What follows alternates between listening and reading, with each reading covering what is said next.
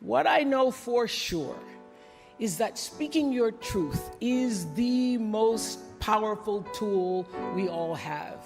And I'm especially proud and inspired by all the women who have felt strong enough and empowered enough to speak up and share their personal stories. Each of us in this room are celebrated because of the stories that we tell. And this year, we became the story. But it's not just a story affecting the entertainment industry. It's one that transcends any culture, geography, race, religion, politics, or workplace. So I want tonight to express gratitude to all the women who have endured years of abuse and assault because they, like my mother, had children to feed and bills to pay and dreams to pursue.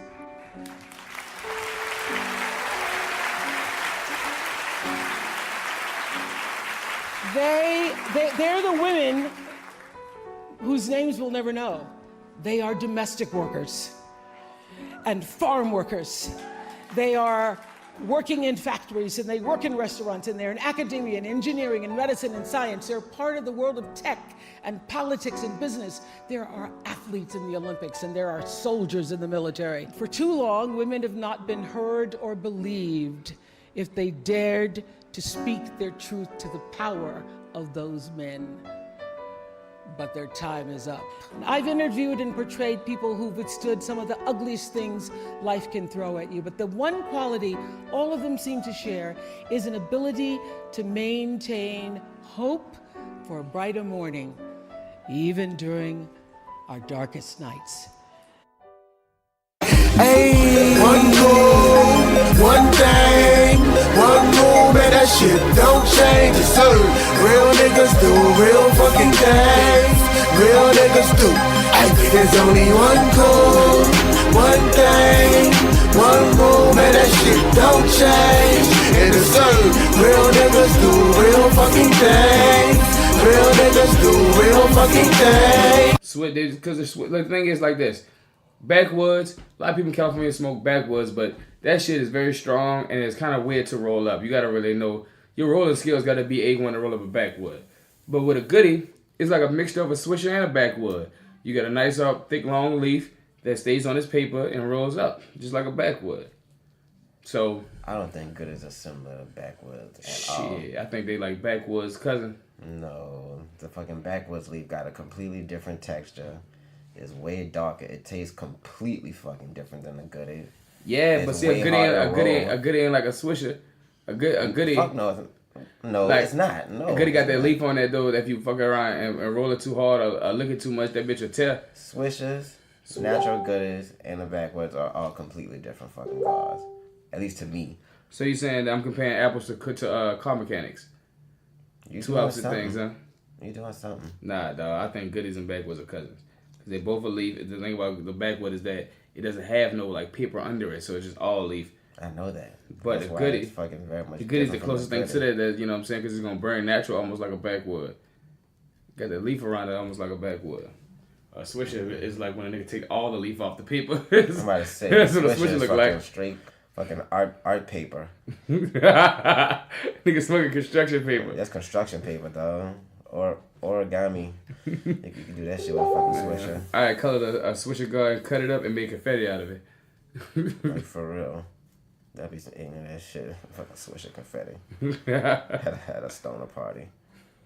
I just be so drove that they smoke so fast. Yeah, and yeah. niggas still be like swearing by them bitches. Well, because you got the niggas that sweat by them is the niggas that roll like yeah, you about to say the thing. Go ahead and say what I know you about to say. Yeah, but they roll a 2.0 in the guard so it can burn slow. Mm-hmm. Depends on how you roll and how much weed you put in it. Man, fuck that swisher shit. Nigga. I knew he was about to say that's what nigga who switch. That's what they do. That's what they always say. I seen it though. I be with them swisher smoking niggas. Them niggas be rolling fat. Them bitches be burning a nice little minute. I be like, Yeah, all but you right. gotta put so much fucking weed in it. Exactly. Shit, And so I've like had that. long running swishers, and it's usually what you say when you stuff that bitch like crazy. But either way, You it gotta go, stuff it though. You gotta. Either way it go though, dog. Even the slowest burning swisher ain't gonna beat the slowest burning nothing else. Nah, not at all. That's all I'm saying, dog. Listen, son, that's all I'm saying. if you got a leaf, Yeah. you're doing right. You know what I'm Right. saying? Right. No. Some kind of semblance of a leaf, even if something, because that paper. I don't know what the fuck. Come on now. Y'all look like y'all took that natural Laffy Taffy fruit roll up and took that shit and made a Swisher Sweets out of it. Y'all know them Laffy Taffys you get at school, they be real nasty as fuck. You gonna move to California on them. Not to overtake your Laffy Taffy shit. Just think about this weed, how they actually made it legal. Yeah, they It's like did. legitimately. You could Oh, just get time. it. You could just Like- get it now. But you know they was gonna be one of the first, if not the first. You know? They Right. wasn't even the first though. I They wasn't know. even one of the first. They was like the fifth. They still one of the first when you compare it to the 50. Yeah. I mean, son. That's all I'm gonna say on it. Like, you Of know course, what I yeah, mean? that's the thing, but When they you should have compare it been to the 50. first. No, yeah, exactly. Now I give you that. They should have been the To first. say they're like the fourth or fifth is like, oh damn, to California. say that, to look at the stereotype, like when you thought green, you thought weed. Just that's the stereotype. California, West Coast shit. You feel me? Colorado said, "Ha, bitch, we right here, nigga." Yeah. Like this one. Up. So, hey, California, let me tell you something. California's always been ahead of a lot of things. They need to get ahead of their water problem. But are they still on fire? What's oh going on man, with California this gonna stay on fire. I'm pretty sure they still are. Yeah. Like they got a whole season. It's autumn, winter, fall, spring, fire. shit? But I just was crazy that, you know what I mean, like you would just drive by someplace and shit is just on fire. Like Man. that got to be a fucking Yeah, that's a nightmare. Shit. One time, me and D was coming from California, and our shit got delayed because the whole city of San Bernardino was on fire, damn near. Yeah. I just saw a fire yesterday in front of my face. A freaking abandoned building across the street from my people house caught on fire. Damn. And we smelled the smoke, and then it just erupted, and the whole roof, legitimately, and of course they made the jokes, but the whole roof was on fire. We don't need no water. Everybody around kept making that dumbass jokes. Let that Fuck up. motherfucker burn. And it just was so trippy to be that close, because they couldn't leave because they kind of blocked off like the exits. You know what I'm saying? So it was like the fire truck parked right in front of the goddamn exit to the apartment complex. So it was like you just had to I guess you was gonna burn too if that bitch spread across the street, but it wasn't gonna go across the street. But it just was like trippy. Like you should look outside and it's like, wait, that building right there is on fucking fire. Real fire. Man, one time me and my partner was on the bridge.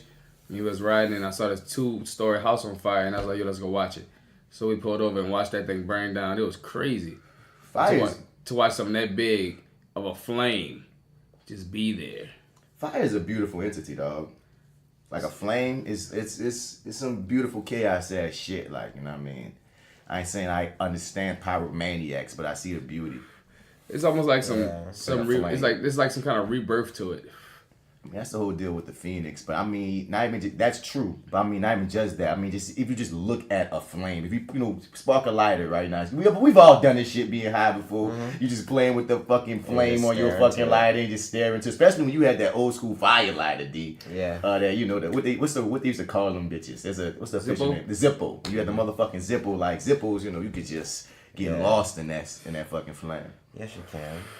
Might be a little bit of a pyromaniac. I used to just like light matches when I was a kid constantly and just be not like burning stuff, but like I just light matches and just like watch the shit Yeah, just I'm- burn. You know, like I don't know. I'm more interested in the flame than into burning anything. I knew I was a You pyromaniac. know what I'm saying? At 5 years old, I set my mother's whole bookshelf on fire, which was a very tall bookshelf, and her TV on fire. And when she woke up and saw this all on fire, I was throwing tissue on fire out the window. See, Now she set fire to my ass, I'm but about to tell you, like, you talking all this fire.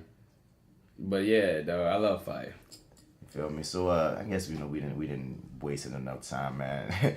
Welcome to the.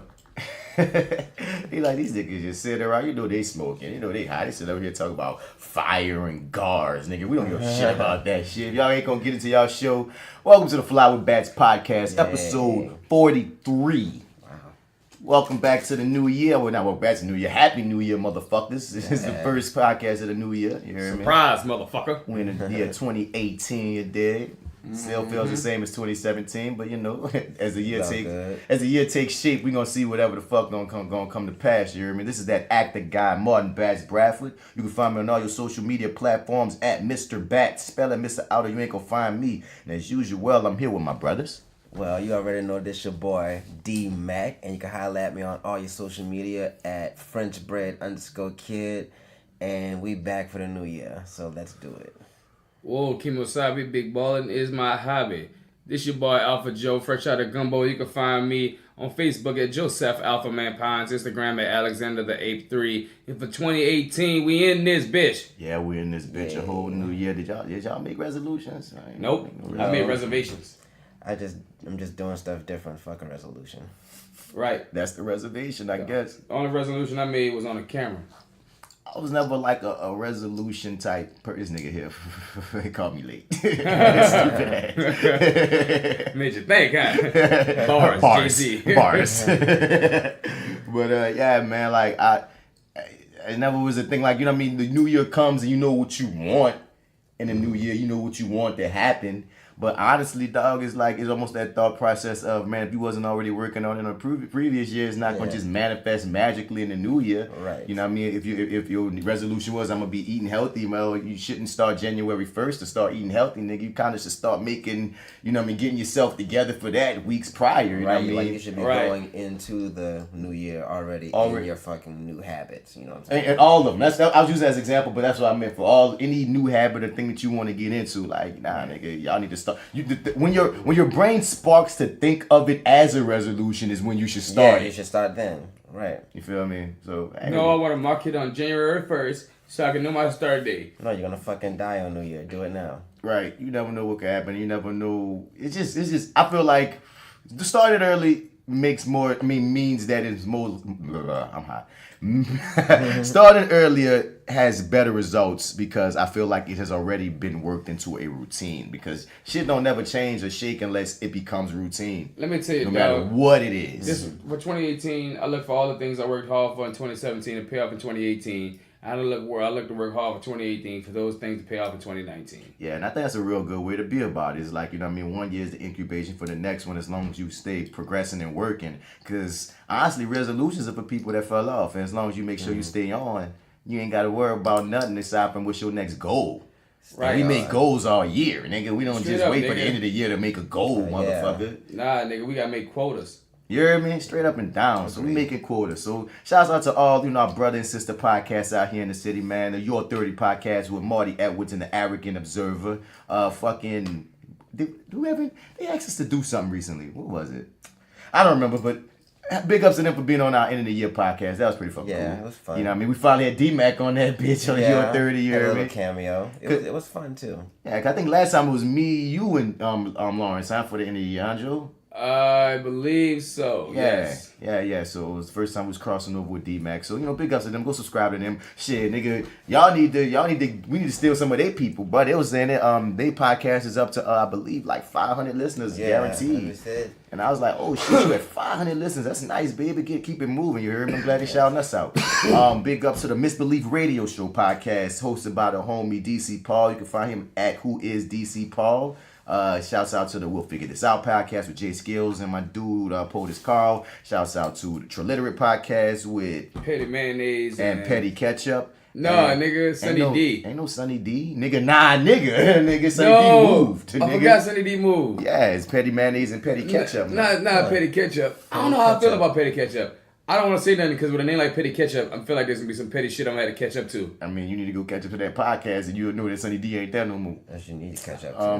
Who else? Who I left out? Who are the local podcasts that we be shouting out when we talking this shit? The Three the Hard Way podcast, shouts out to them. Black Guys Next Door. The Metal Hand of God, who on like episode 400, get it in. Therapy Noir. Oh, the homies, yeah. Therapy Noir podcast with Roxy and El Shell. Yeah.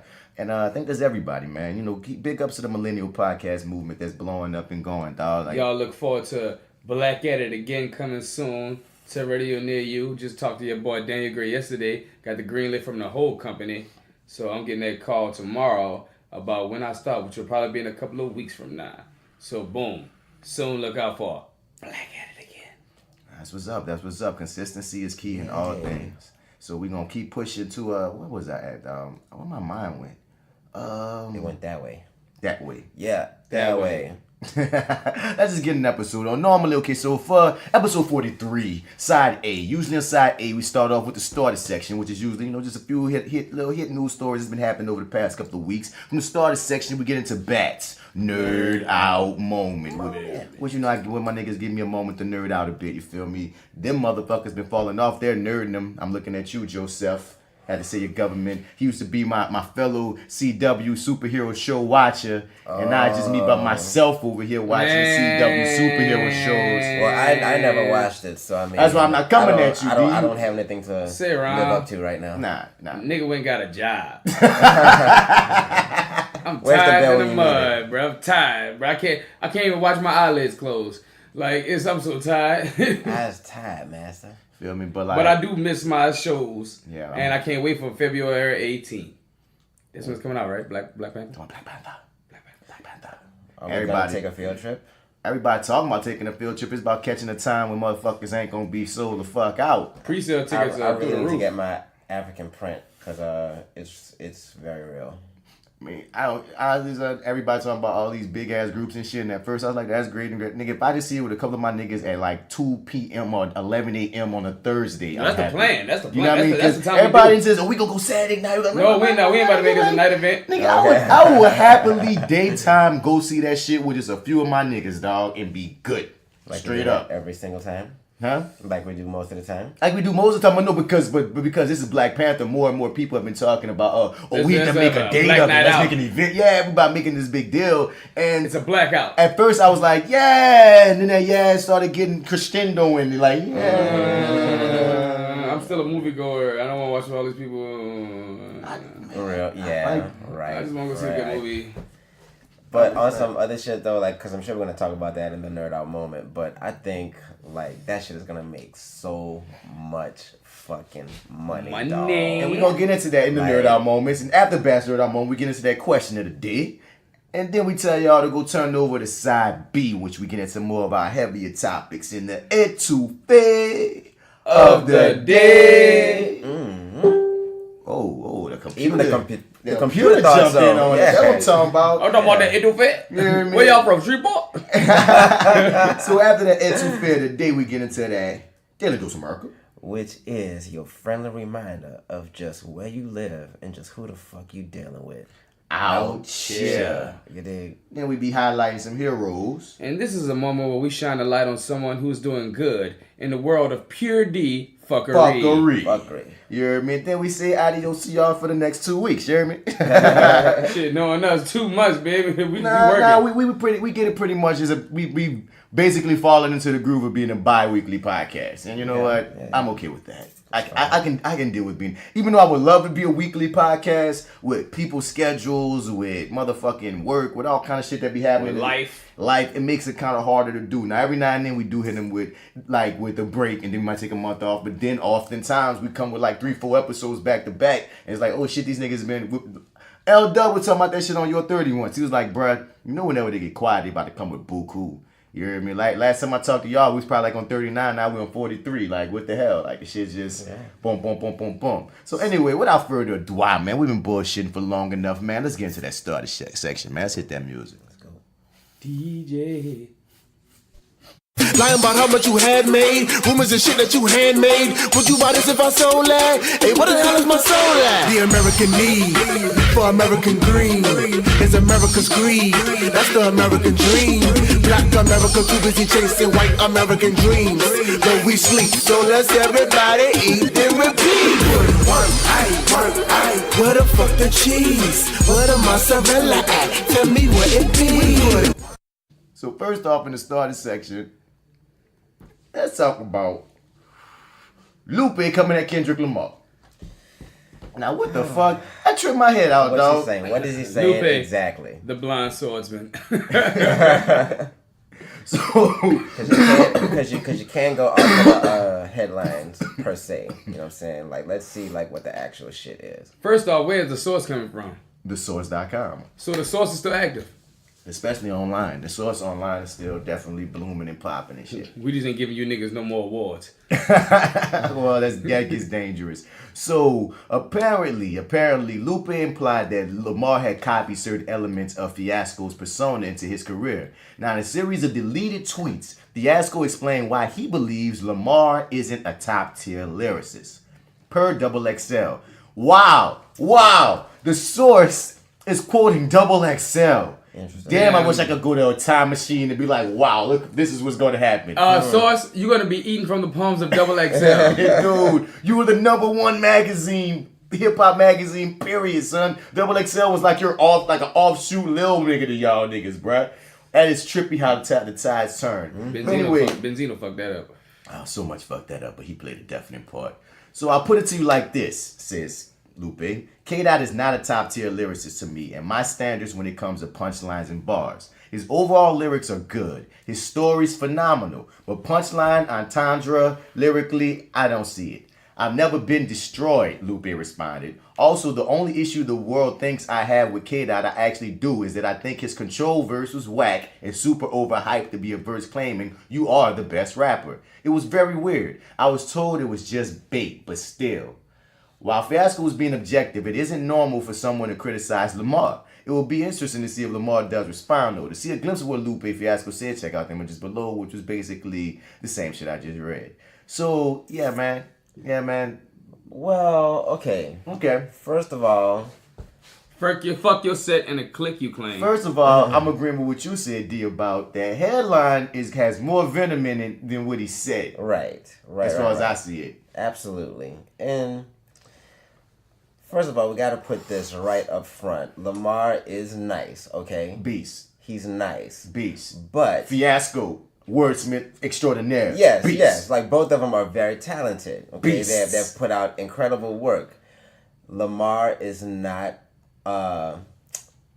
exempt from being scrutinized, though. Like, He's not. You can look at anybody and say what you may like or not like. Now, Lupe's opinion is not the fucking, like, the word of God. So, I mean, it really doesn't matter. It's his opinion, and that's just that. I mean, fuck. I bet that's how Kendrick was thinking about it. Like, well, that's his opinion. Like the other fans who dislike my shit on YouTube. I don't think so. Really? Well, all right, put it like this. All right, this is how I feel about it when I first heard about this. Lupe, yes, he is a phenomenal rapper. He is. He's not too much of a hit maker. But we're not talking about we talking about all this in the concept of everything. Because he's going to put on what he likes and dislikes. I can put on what I like and dislike about Lupe. And it's two different topics, though. No. He's strictly, specifically talking about lyricism. He ain't like we're not talking about hits because that's a different topic. That's a different topic. That's what he said. He says K-Dot is not a top tier lyricist. We're only speaking in the realm of lyricism. In this case. Now you can talk. You can say whatever you want about. I don't give a fuck. Say whatever you want about Lupe, but I'm just saying in this case, he's only talking lyrics. In this case, when it comes to top tier lyricism, I think K-Dot is a top tier lyricist. I agree. And I think that sometimes with the Jay-Z line to Nas, that's how I feel about Lupe. Like, you know, sometimes the shit he write ain't tight. You know, just you mean off Blueprint 2, the title track. Just because he wear kufi don't mean that he bright. Yeah. That means you just don't understand the bullshit that he writes. Yeah, and then there's somebody that quoted by Lupe saying that Lupe sounds like he the nigga who writes long answers on a test and still get it wrong.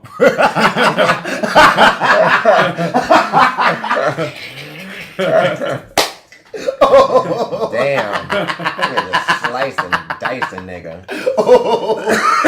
Now that is a testament. Now that's a spoken about. That could talk about his career right there. That is boom. That was a bar. That boy with a bar. I said that shit that's died. bars, bitch. I was like, oh my god. Cause straight up and down, I'm saying what you saying too, Seth. It's like, dog. I was straight up and down. I'm a Lupe Fiasco fan, even though I ain't like the last two projects he made. Honestly.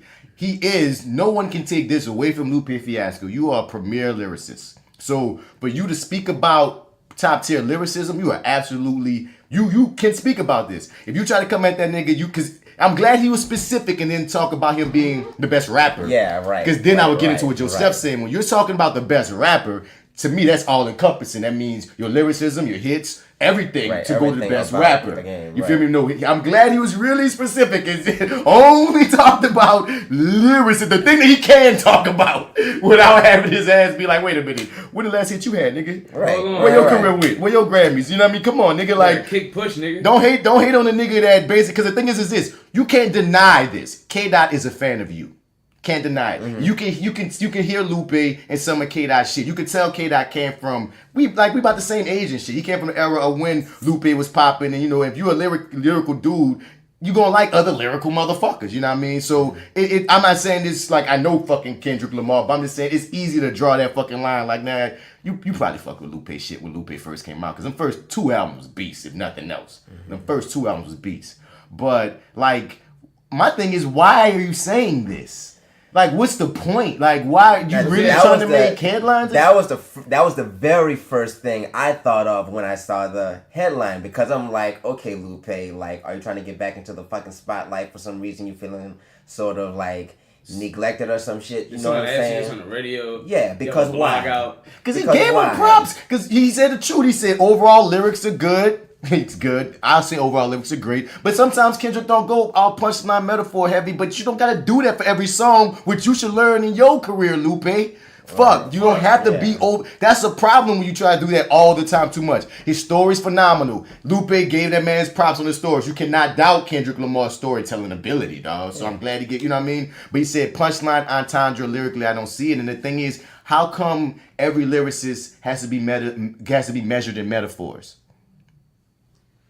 They don't. Well, Now I understand when you get into the poetry of it, and when you come into because just being poet myself, you know what I mean. I understand, being a wordsmith, having the respect for lyrics and respect for words and respect for the art of like poetry and double entendres and similes and everything of that nature. But sometimes some of the best verses I've heard in my life didn't have one punchline. Pac, which is one of the best artists in the world, hardly ever used the punchline.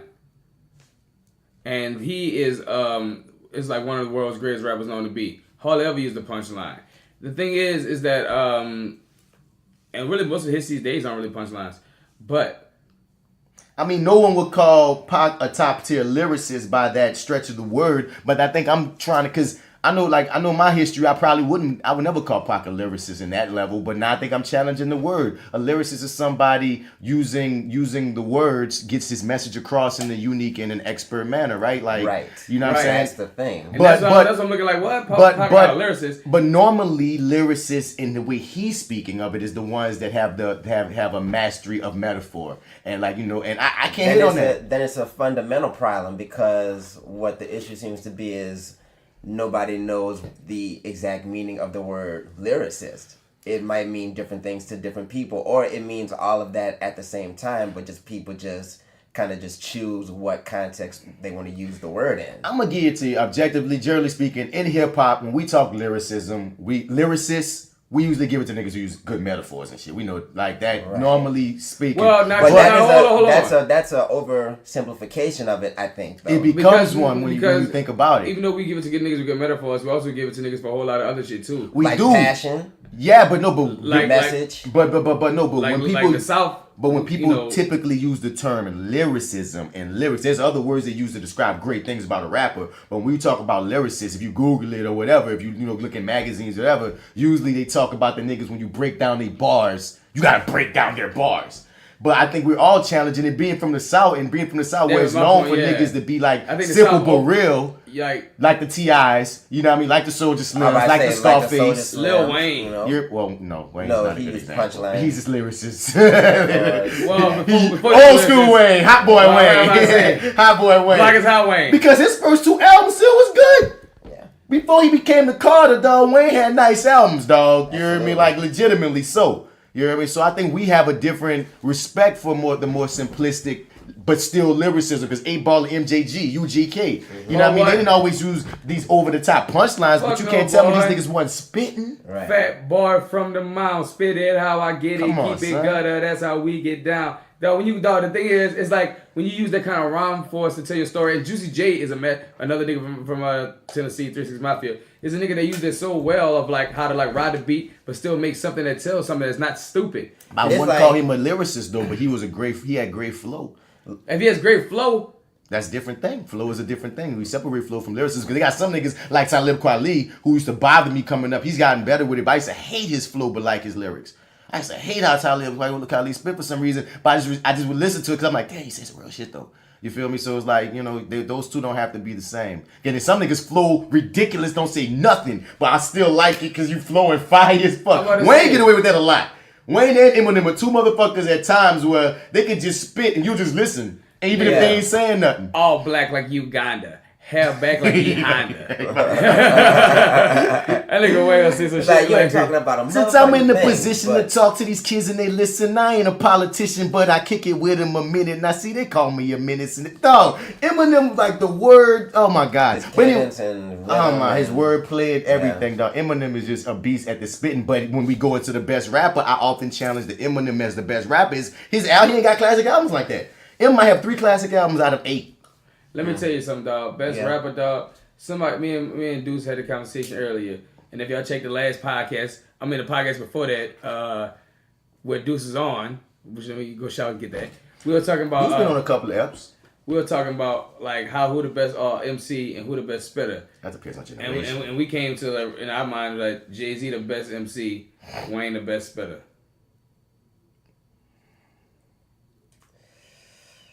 See, I got a real problem with all of that because I'm mad is that y'all so- use the word MC. If you said best rapper, I give you Jay-Z. MC seems to mean something else for me, but I understand what you're saying. Definitely. If we talking stats, Jigga got the stats. You can't I feel deny. like he had the bars too.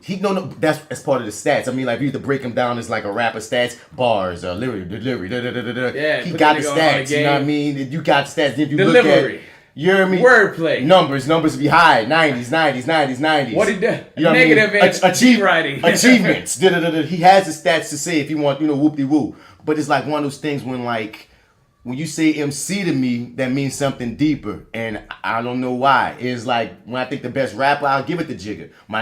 But I feel like Jigga just, like when you say MCing, that make me feel like a nigga who care about like, I know exactly what you're saying. maybe like, more positive, maybe more. Like a KRS-One ass nigga. Yeah, like I don't- KRS. maybe it's like him, deeper. but- Like it's like deeper than rap. Kendrick is an MC. J. Cole is an MC to me because them motherfuckers also care about a positive message and they still do all the other shit. And I know it's a fucked up way to put it, but like Jigga for most of his career, he didn't have a negative message, but he didn't have a positive message. He just was be spitting what the fuck he was on. It's like this last album is getting a lot of shine because it's one of the most personal he ever really got to talk about his. That's another thing too about being an MC. It's usually like so personal, and Jigga, his career hasn't been. He'll give you glimpses into his life, or he'll give you anecdotes or beautiful stories. Nigga, don't make He's- the song cry. Come on, man. He's still Couldn't mysterious. come down my eyes, so I had to make the song. What was that cry. about him though?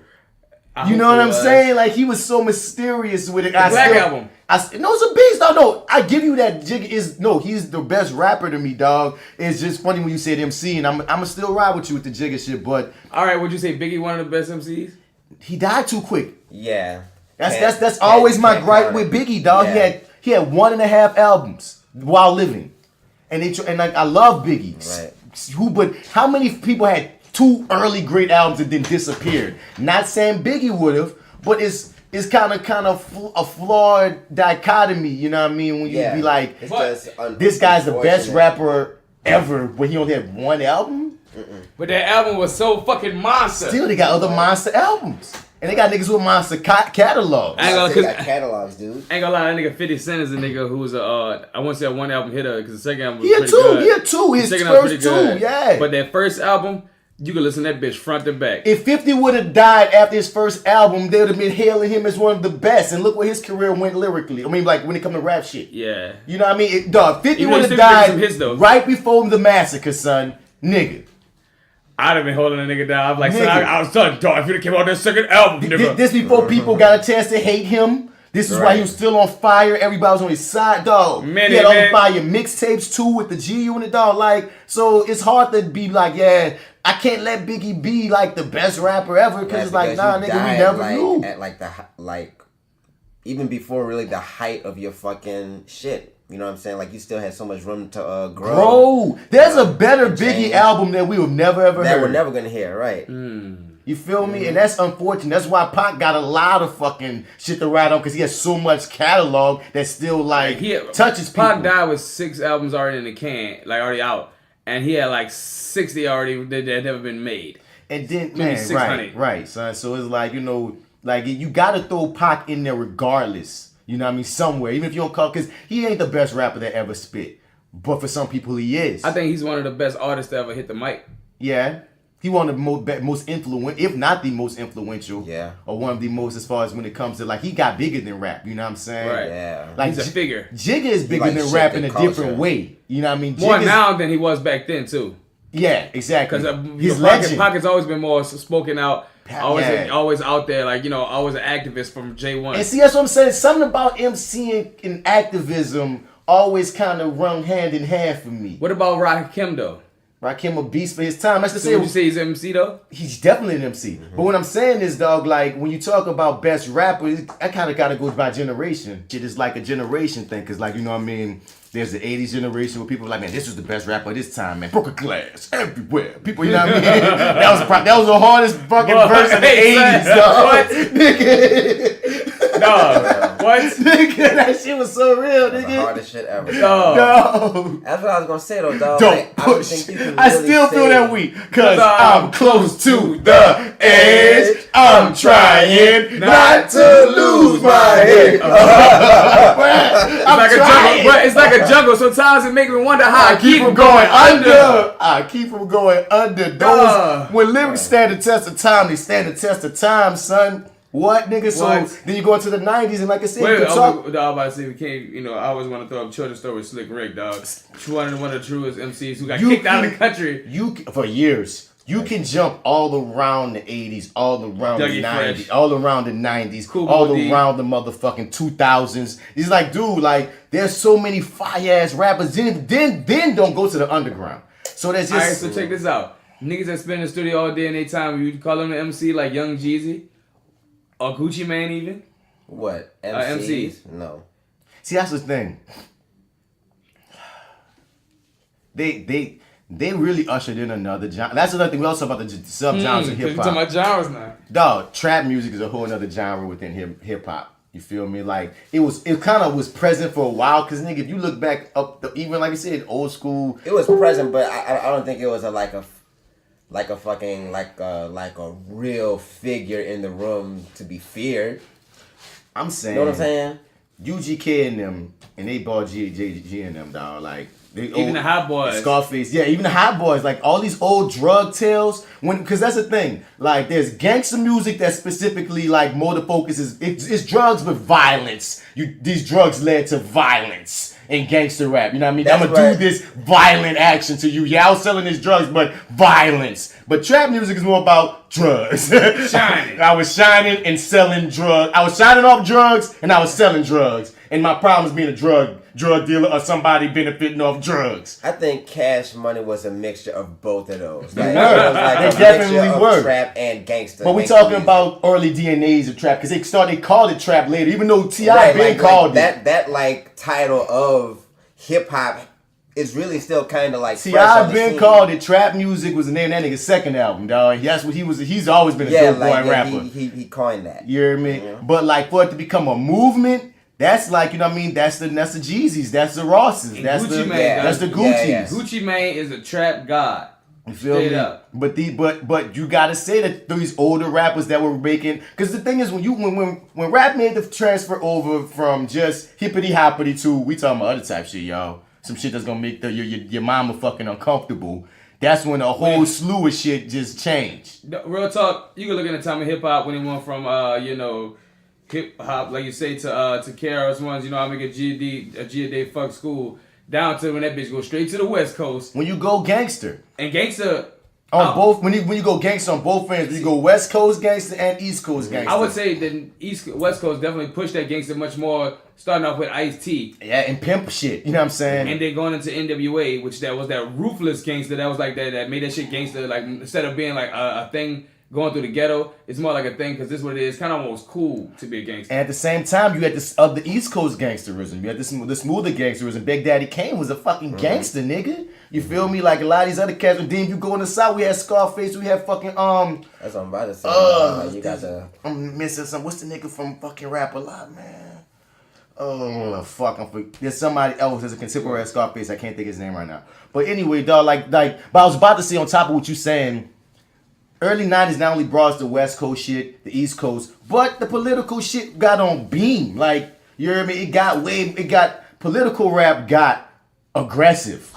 At one point, it was like you would say something, but you still was trying to dance or something. But at a point in the early 90s, you know what I mean? Niggas was like, no, I'm not trying to make you dance. Right. Listen to what the fuck I'm saying right now. Fuck a dance. You hear me? Yeah. It's so funny how hip-hop can be so goddamn cyclical. But who you think the best rapper is for you then? If like you say Jigga, you said you had a problem with Jigga. What's your problem with Jigga? I ain't say that's my best. I guess out of the two, I guess for me personally on my own skill. No. I don't want to say personally yet, because we've always talked about that. There's your favorite, and there's what's the word? Is the world scale and it's your scale. There's a word for it. It's a categorically. There's a word for when you're talking about empirically, look, you got to look at it from objective thing. Like, okay, even if you don't love everything, this da. So like you said, not Jigga for you. That's a problem, D-Mac. No. My only problem is like I just don't think you can say like who is the number one just overall because there's just subjective. too many things that go into it.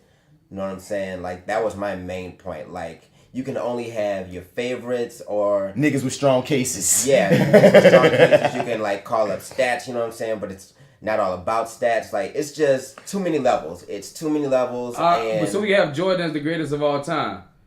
We have. I'm gonna give it to Jigga just for like it wouldn't have been Jigga maybe 10, 15 years ago. It might have been someone else. But for today's time, we're gonna talk about a Jordan who's not even playing anymore, but still regarded as he got all these number one hits. He had all these number one albums. He had all this influence. He showed niggas how to do it on the business ends. Like, you know what I mean? If you look at all the things that Jay-Z was able to accomplish coming from the same dirt of every other rapper. He came from the hoods of fucking New York hustling. So that means if we we all coming from the same bottom. And look what I made it. I've attained all this, and not only did I become Diddy, but I was actually fucking I actually got the talent too. Like I was both sides. I didn't even need Dame at now. He needed him then, definitely. But you know what I'm saying? I could, if you say Jigga, I will not debate you. But you know, cause I would debate you if you say Eminem, as much as I love Eminem, son. But it's like, dog, like Eminem, and once again, that goes into your shit about stats. Statistically, they got no other nigga that's broken records like Eminem. Mm-hmm. You know what I mean? If you talk about rapping, Eminem is a phenomenal fucking spitter. It's funny though, dog. Like, but all his albums don't connect. That's all I'm gonna say. When it comes to spitting, you know what I'm saying? There's a lot of niggas, dog, and this is not even to the album, but to the spitting. And some niggas are just spitters that can't make albums. No, that's what spitters. What up, Cassidy? Oh, Fabulous. Oh, Fabulous make wonderful mixtapes and just can't get the album. There's been too many Fab verses and Fab mixtapes and Fab songs that didn't go to the album that I go, what happened? Like, why you let the label do that to you, sir? Why did you? Anyway, well, that's enough on that. We kind of just went in on some rap shit. We don't wrap it up a lot. Enough on the fly with Baz, man. Let's flip into another situation, dog. Walmart increasing their wage to $11 after laying off like 100,000 people or something. He's like, all right, since y'all want to increase wages, we gotta kill some people. We gotta kill some people. We gotta kill a few people. There you go. Here go $1. Y'all want this money? Okay, some souls must be fucking. Souls must be sacrificed. Must be sacrificed. Sacrificed. You think this shit free, motherfucker? This is Walmart. I'm telling you, this is Walmart, motherfucker. Yeah. Oh, Illuminati. Shit, you want us to raise this before you raise the minimum wage, huh? Your wish is granted. There's a minimum wage because I thought the minimum wage itself had all raised 11. No, Walmart just saying on the same day that the news breaks that we laid off all these people. Guess what? Hey, but we gonna pay out the people we got and still we gonna pay them more. Every Walmart was like, all right, these 10 people come to the back. Some funds have been released. Our payroll's a little light now. Oh my God. All right, since we got rid of some of that dead weight. So the Republicans, they help, they pat themselves on the back because they pulled this off. And I'm like, All right, y'all, we get them niggas no benefits and $1 more. Y'all laid off like thousands of people. You can't pat your, like, you did this for everybody, then it would have been like, damn, Republicans, look at you giving a fuck. But Walmart dude, just put 100,000 people on potted meat and potted cheese, powdered milk, powdered eggs. come on, alliteration. Everything. Everything the government can get you. Nigga, it just out the blue. Niggas just got fired. You wake up, you fired. And what did they give them? So they went from $9 to $11. Then all employees will also receive a one-time bonus. You made it. With those who have at least 20 years on the job qualifying for $1,000. Workers with less than 2 years experience will receive $200. So y'all sacrifice all these people for $1,000. That's what their life was worth. They gonna come in, baby. I got fired for your ass get $1,000 check. How the fuck I'm gonna eat next week? My nigga, I feel like 10 workers got fired for one nigga to get $1. Say, son, I'm gonna just go to another Walmart and see if I can get hired. Like, they gotta leave me off of that one, but can y'all hire me on this one? I got experience. I have experience. I come back to my same job. It's like, yo, Mark, come on, man. Come on, son. Come on, I was just here. So you just told me I was a good worker yesterday. I was there yesterday, son. Damn. Cause no, that's deep. That's evil as fuck to say that. You know what? We're gonna agree to giving motherfuckers raises. Son. But we're going to fire niggas to balance out the fact that we did that shit. You know what that makes me think about? Leprechaun, man. You seen that movie, bro? Yeah. Movie as well. Nigga fucking Grand Show Wish, but it's like it's in a fucked up way, though.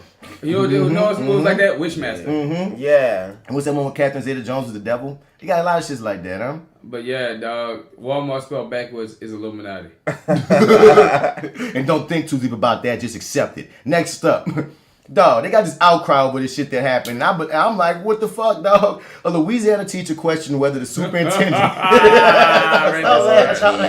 Oh, Jesus. Yeah, a Louisiana teacher questioned whether the superintendent should receive a raise. Then she was ushered out of a school board meeting and handcuffed. What did she do?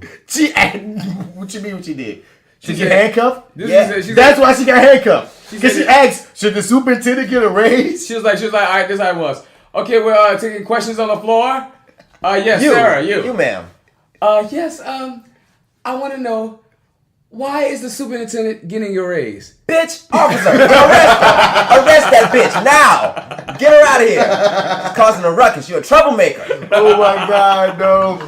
You're a troublemaker. Nigga, it dropped on Monday, dog. It's got outrage all over the world right now. People mad, son. Let's press play. How long is this? Oh, now I'm about to take 12 minutes. Fuck that. But anyway. Go to the meat of this shit. When the lady asks, what you gonna ask? Is she right here? Where's she at? More than just Kaplan teachers, I'm speaking as a group. Many teachers are scared to speak out with Act 1 and all the power That's a mafia this shit. bill now has. And it's...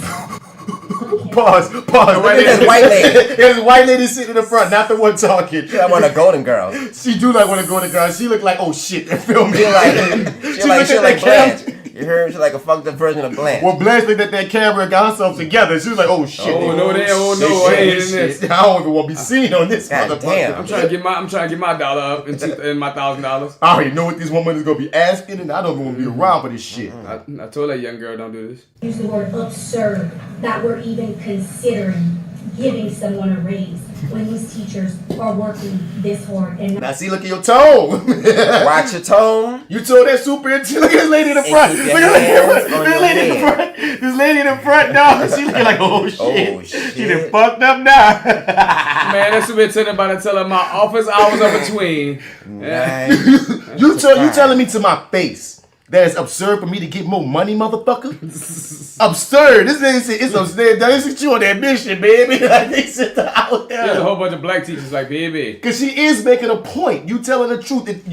this is unfair that you get a raise while niggas is teachers broke should as be fuck. getting more money. Yeah, that was something that just dropped recently. The It's article like, about all right, that. King gets more food while the rest of us still starving off fucking rice and bologna. But the balls on this woman, dog. Like I said, we keep pausing it and seeing people. This woman in the front in the purple. Look at a black This dude. dude, you see what my point? He's This just black dude looking look like, oh I see, shit. she done fucked She up. done fucked up, dog. Fucked up. This woman right here in the white and blue looking forward, she knew I knew I that, shouldn't have came here today. bruh, I feel like she knew what the girl's gonna say, and she just trying to keep a straight face, like, don't smile, don't say nothing, don't do nothing, because they're gonna fire me too. We put her up to do it. Let's see what happens. President Flynn, what you saying? Stupid young girl. Oh, we got the end of it. Oh, go back a little bit. Even considering giving someone a raise when these teachers are working this hard and not getting a dime. Ooh, bars. Drop some mic. One more. Blanche, what's up, Blanche? What you saying, Blanche? Okay, what was his last evaluation? Oh, when was the last time he's been tested? This is not a back and forth, but Ms. Sherman, I'll say it again. If you have a comment, please make it. It's not question and answer. That's not what the process is. It was not Lewiston. My nigga said it's not question and answer, bitch. You either tell me what you gotta say and sit the fuck down, Don't be or one asking of y'all about my getting paper. arrested. Don't be asking about my paperwork. It's my paperwork. Was not posted. Boy, this Bruh. lady right here looks so distraught. She look like a new little gentrifier that came through, and she's like, look, I'm broke out here, y'all. I just moved here. I just moved here. Oh my God, they're about to fire Agnes. Miss Blanche said, when the last time you been evaluated? Man, where the arrest at? Where that's gonna happen?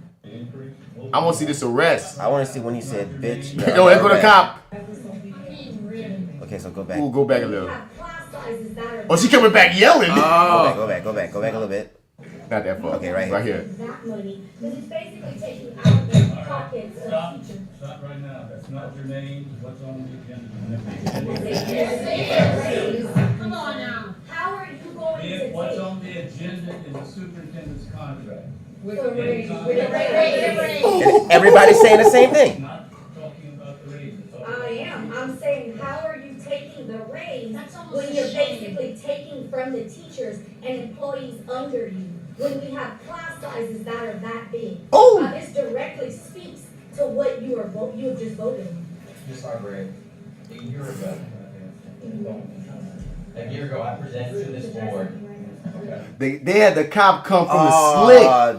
They down bad. They down bad. Because for the that. cop come and then the camera point to your boy talking. It's like they hit a button. Yeah, they just did this shit wrong. They hit a was button. Look. Oh, go Somebody get get her. this. Somebody get her. Go get her Get out her. of here. She talking too much. Anybody else? Excuse me, officer.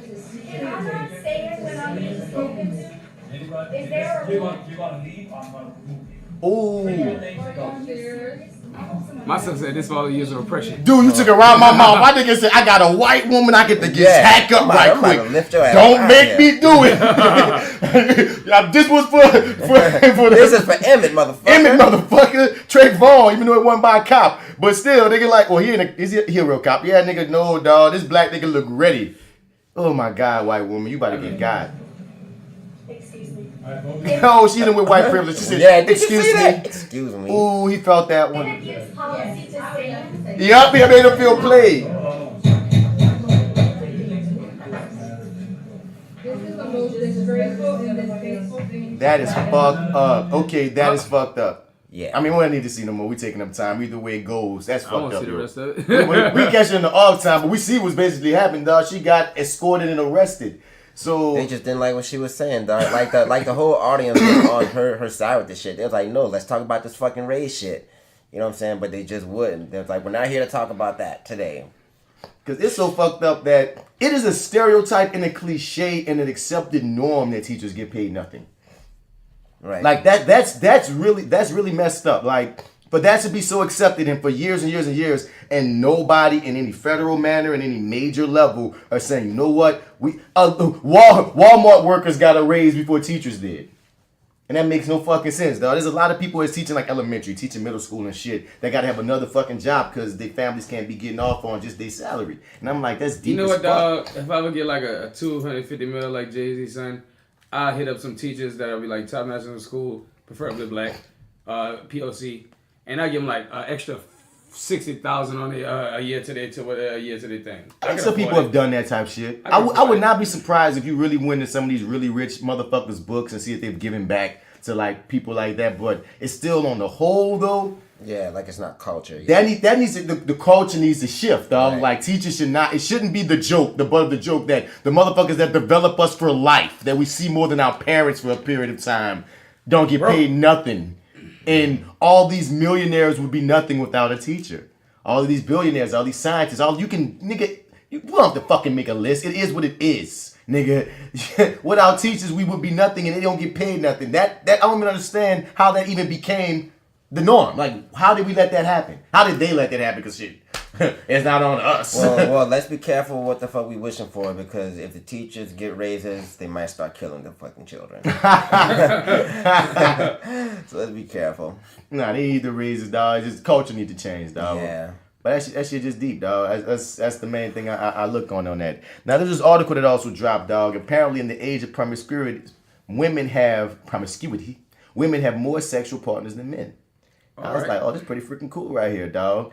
I don't want to read all your little opening. I'm gonna get to this shit. By the age of 21, they have had sex with an average of 9 lovers, 2 more than their male partner, and a quarter have slept with more than 10 partners in the 5 years since losing their virginity, compared with a fifth of young men. Okay. Young women are also twice as likely to be unfaithful, with 50% admitting they have cheated on a partner, half at least twice. Yet if their man was caught being unfaithful, 99% of the 2,000 women surveyed said they would show him the door. Okay. The sex survey for More magazine also found women crave more sex but still believe men enjoy it more than they do.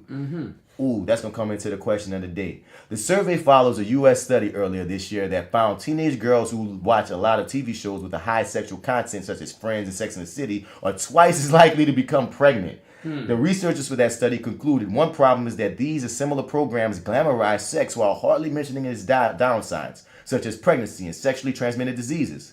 Right. Editor of More suggested that there will be no turning back for today's sexually confident young woman. Our results show that after decades of lying back and thinking of England, today's 20-something women are taking control of their sex lives and getting what they want in bed. And why not? And I think that's pretty freaking cool. They did go into all the percentages about the fact of women is fucking out here. Like, y'all better stop thinking women ain't fucking out here, nigga. That's what they saying. 1 in 4 say they were married for money. Oh, they got all kind of little shit going up on this thing. All I gotta say is that women, since y'all fucking more out here, just protect yourself. They been fucking. Right. Yeah, I mean, this ain't new. It's just the fact that this gonna line up with into the question of the day, dog. But like, that was one of the things that this article just stood out, because the headline was basically saying that, you know what I mean, women are now more promiscuous than men, and we the ones that catch that lick. And I was laughing like, wow, okay. I ain't there's a lick to catch. You heard me? See what? What's the lick to catch? The fact that usually people say that men cheat more than women. Oh, well. So I was like, oh, well, that's not the thing anymore. Like, the stereotype is not going to change, because niggas, we stay fucking up. Like, women are so smooth and so slick, and what they do is what they do. And you know what this headline is promiscuity. So that's not even necessarily cheating. It's fucking. Right. It's a bunch of fucking. That's It's fucking. And we're usually under this patriarchal lens, we always be like, we're taught to think said one that thing. niggas still cheat more. No, they said that women believe that niggas still cheat more. They say it was like 50%, like basically we still have. Well, dog, you can count that as 100. It's just right? Niggas do cheat more. You hear me? These are Stone Age facts. No, they say, young women are also twice as likely to be unfaithful, with 50% admitting they cheated on a partner, half at least twice. Yeah, if their man was caught, they said they'll show him the fucking door. They say, nigga, no, nigga. But, yeah, man, so... it's just... I'll creep. Yeah, just keep it on the down low. Nobody's supposed to know. They tried to tell him then, dog. Dog, for real, I used to listen to that song. Them lyrics was straight up, dog. Right. You're my little secret, and that's how we should. Come on, son. I like to be in the same room with you and your girlfriend. The fact that she don't know, it really turns me on. You freak bitch, you. They've been telling us. You motherfucking whore, you. Niggas don't want They turn you on. They don't want motherfucking listen. They turn me on too, bitch. The fact that she don't turn me on too.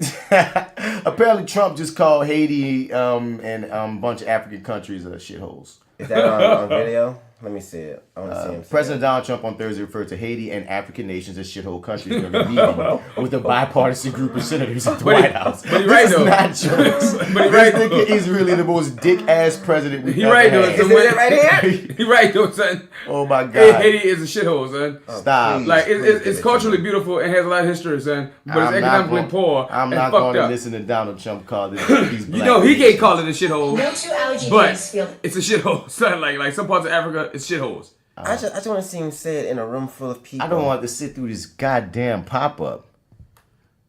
Okay, let's see. Give it What- to Rex you until it's spin it but- at the pop up. You better give this white woman her chance to shine. Man, motherfucker. Oh shit. See, look, see. Yeah, I was playing that Press the game. button. I was playing that game trying to avoid the goddamn pop up and clicked out this motherfucker. Emerson gotta looking tell at that- No, we have a president that actually is on record cursing and shit. Like that's so This is weird. gonna I be know, in the huh? history books.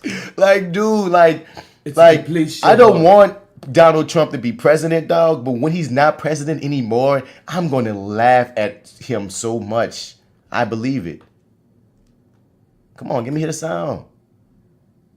Maybe it's Oh, they say they're not gonna give it to us. But anyway, I'm not even surprised at Donald Trump. It's just like, wow, like this is our president right now. The guy who, the rich white guy who calls African nations shithole countries. Yeah, dude. It's a shithole, a complete shithole. I wouldn't even lay a shit in the shithole. It's tremendous, believe me. So yeah, that is what it is. So let's get to that. Well, no, you know, there's one other article I'm gonna throw out here. I saw new studies find that positive feelings about blackness improve academic performance for black girls, and I think that's a. Y'all work with black boys? I mean, they did this study on black girls, you know. So they're not talking about the boys right now. They're talking about the girls. So yeah, I ain't no shot at the girls, but then I was like, fuck. I mean, no, it's gonna be about boys, nigga. It's not I thought it was gonna be about the black children. Nah, man, but I think Or it's black people. It specifically went to the fact of like, you know, black girls were specifically being torn down by, you know, they hit them in the harder way, according to studies. And I'm not surprised by it because you see it in our women. I mean, this is not a new conversation about how a lot of black women don't feel like they're pretty because they're steady. Because for one, our country likes to make beauty such a focus for women. For men, it's about our masculinity and our, winning and da-da-da. But for women, beauty is such a big thing. So if you make beauty this big thing for black women and then only show white people as the standard for beauty, that's a lot of years of fucking self-esteem that you got to rebuild up. And that's why Black is Beautiful became a campaign back in the day. Black women are already intelligent. You boost their self-esteem, it's like making them from Saiyan to Super Saiyan. Bruh, super duper ultra God Saiyan. Saiyan, you know what I'm saying? And once again, they did a freaking study of, they looked at 733 black middle and high school girls in 3 socioeconomically school districts in the Midwest, and they found that they found their behavior and as well as their grades to go pick up. And I'm like, damn, Well, that's beautiful. That's an amazing motherfucking thing, dog. Go get that. That's why we need to be big up in our women, saying black like that. That is not even big up in our women because that's when it comes back around to what you just was saying about children. That's why it's so important to build from young. Because they're showing studies that if I feel better about myself, I win. I do better. I do better. I go better. I go harder. harder. You feel me? And that cannot be freaking debated. And it also goes back to the last story about teachers and appreciating teachers. These motherfuckers are also help building the self-esteem of your children. You feel me? And building them to be the freaking little adults and such. Grow. So that needs to be part of they need to put that in schools on. Look, man, you need to be big up in these kids. You know me, positive reinforcement. Helping your little Bob grow. You know what I mean? All facets and all facets. Helping your little Michael and Takesha to grow. Shouts out to Takesha. So yeah, man, that was the starter section, man. I just want to end the start section on something more positive than goddamn Trump and his bullshit. Right. Let's go into Bats Nerd Out Moment. Bats Nerd Out Moment. Bats Nerd Out.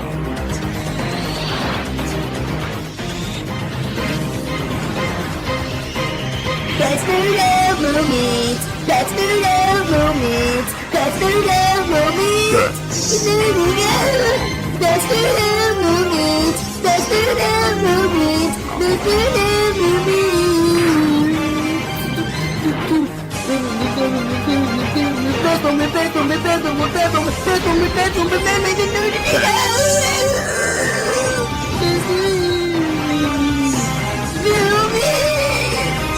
So Gambit movie loses its director again. Oh yeah. What's the problem? This got voodoo on it. Third director. Gambit got dealing with that voodoo. Third director, son. The character's based on some Creole ass New Orleans type shit. The movie got voodoo curse on it. Director Gore Verbinski. Shut the fuck up, son.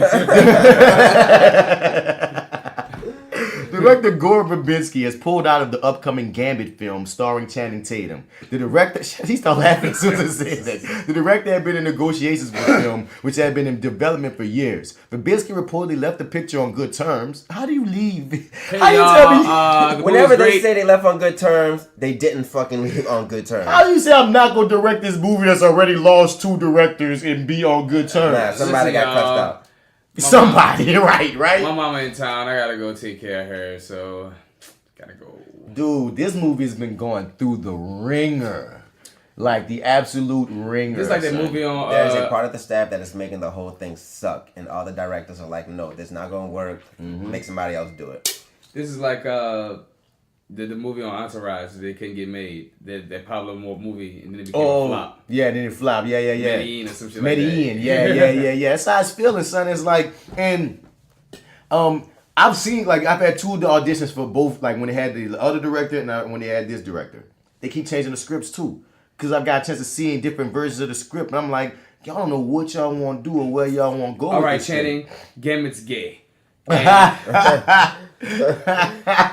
He's in a drag show in New Orleans. Funny enough, Gambit is bisexual. But that's something that's not like overtly like played upon. Yeah, he's fucked with a dude in comics before. He's bisexual. He just likes women more. But yeah, niggas don't bring that up a lot. But try better this, try better that. I was, even though like a lot of people saying we don't even want a Gambit movie, Gambit is really better as a supporting character and such. I was just hoping because it's shooting here that it would happen. Because if like we get any franchise that has to stay in New Orleans is good for us as actors being in fucking New Orleans. Say, son, even if I'm in a flop, at least you saw that flop and you was like, hey, my nigga did a thing in that flop. I mean, I hope it won't flop. I hope it don't flop. I hope it go ham. Right. It don't even be the best. Just get a sequel. So you can shoot another one in this motherfucker, you hear me? Because like I want franchises to be in the city. Because we was just like voted the #1 city to visit or some shit in the country by the New York Times. All right. Hey, New Orleans. That means Mardi Gras gonna be packed. Buzz gonna be crazy. That boy Tony Frederick, shouts out to comedian Tony Frederick. He was on Facebook and he was saying that's funny. We're first murder capital, but #1 school visit. All right, y'all. If y'all want to die in a great place, do that shit in the NO. Die the best place to die, bitch. Go die in New Orleans, man. So I hope it bounces back. Come down here and die in style, baby. Oh man, Taraji P's Emmett Till movie has been greenlit. Well, she's gonna star in an Emmett Till movie, and it's gonna be directed by John Singleton. All right, I want to see it only because John Singleton doing it. Thank you for Taraji P and putting it on. Taraji playing the mother, she better do the damn well thing. I kind of wish I gotta see her do it, but I kind of wish she get somebody else to do it that wasn't her, somebody unknown. So your service, what intimidates you? My mother-in-law. I think it's a good casting choice. Oh, what intimidates you? Nothing. All right, this is the question I want to bring up on the heels of this great ass news. Like, you know what I mean? Like, now I'm of 2 minds of this, dog, but I'm happy it's getting made. Well, I got a couple of things to say, but the first thing is, I'm kind of, I'm gonna see it for the cause, but I'm kind of over torture porn in 2018, black torture porn. You feel me? Like, I really want more stories that's not about how we got fucked over in history to get some light. Now, I understand why these stories are important for history's sake, to teach the kids, all kind of shit. So they need to keep being made for history's sake and keep motherfuckers in check with like, no, this is how it was and it's not that different. But we need, like, it seems like those movies will get green lit before a Girls Trip.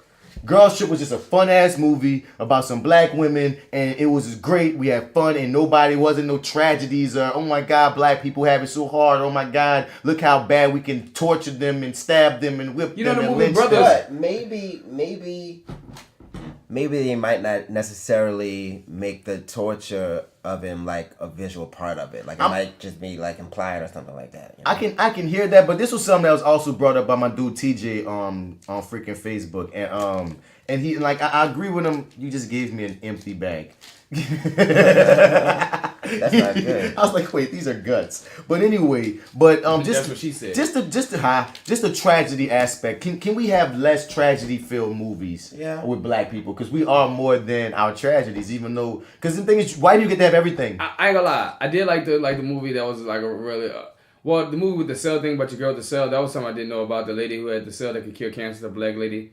Oh yeah. But also the movie about those astronaut women who super first match. That Taraji was also in. I'm about to get back to that, but yeah, that was great. But we need more movies of that ilk, dog. Even Fences, and like and that's why in Gumbo Monster, go to YouTube, Gumbo Monster 504. We do shit like that. But if you want to go back, please go back and show all of us. not just slave and death us. And, Right, because there's trying so to many tease us. fire ass stories also in history. You're right. Shit, they got Western cowboy stories you can make about, man. Some Son, real ass niggas in the West. They got action movies that you can, like you saying, that you can You know what make I'm based off saying? some great heroes and shit that y'all don't even jump into or tap into. Nigga ain't always gotta be a thug or a slave or a nigga fighting for civil rights. All oppression, right, dog? We can just be great. And like one movie that I do say this cat came out a few years ago did it in a unique way, which is why I'm saying what you saying in an implied manner. You know, you can pull it off, D-Mac, was Fruitvale Station.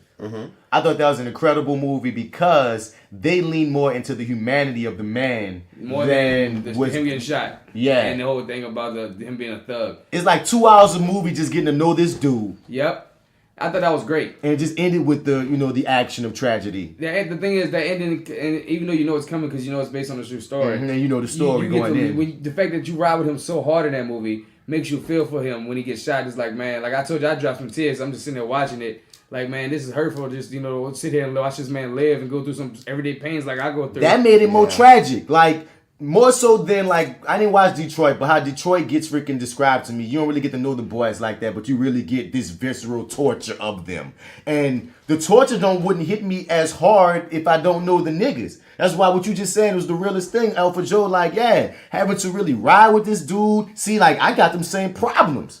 You hear me? He's sitting there, talking to He got a daughter like you got a daughter. Right. You feel me? Losing and trying to get a job, lose a job, trying to keep his temper cool, trying to not go back to jail. Being a black, he was just a reckless black dude, dog. Black dude.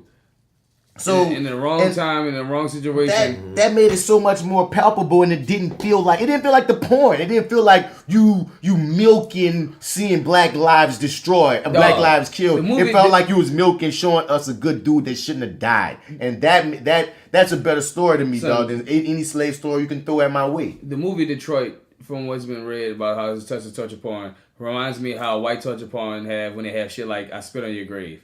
When they have number like gruesome killings and shit like that. That's what reminds me of when they have all this like black killings. And it makes me think, what y'all expect niggas to feel like and do when they see this? Right. I don't like this because what you got more to say, my dad? My bad. Oh no, I'm just saying like it's just like my nigga, you want to purge or something? So, what you trying to inspire? What you trying to do here? What are you trying to? You want some real revolution? I'm just so over the narrative being that things are so bad for black people. All poor them. Pity the black people. You feel me? Y'all act like, dog, it's so fucked up that we get taught that we were slaves before we was taught that we was ever kings. You hear me? I learned about slavery and civil rights before I learned about who built the pyramids in school. That's something wrong with that.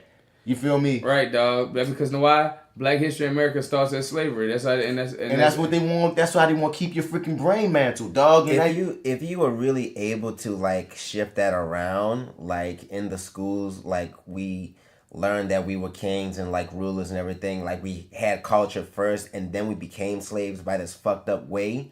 Like I wonder how that would change just like the overall thought process. You don't have to wonder. We've just read the article. Black kids growing up. We just read the article, dude. Yeah.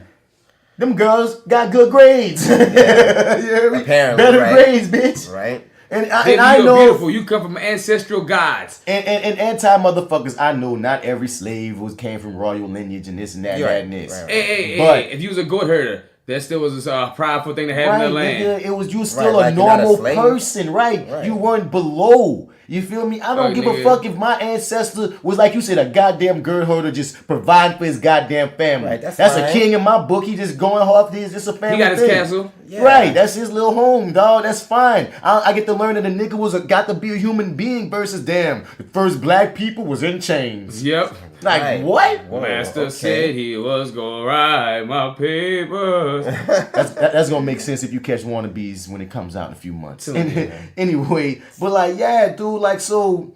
Yeah, that's on one end. I almost lost my thought, but like, yeah, the torture porn aspect. But on the other end, like we just said, like I understand its place. But let's look at Proud Mary. It's been having trouble getting footing, and I'm wondering, is it Taraji P. Henson fatigue?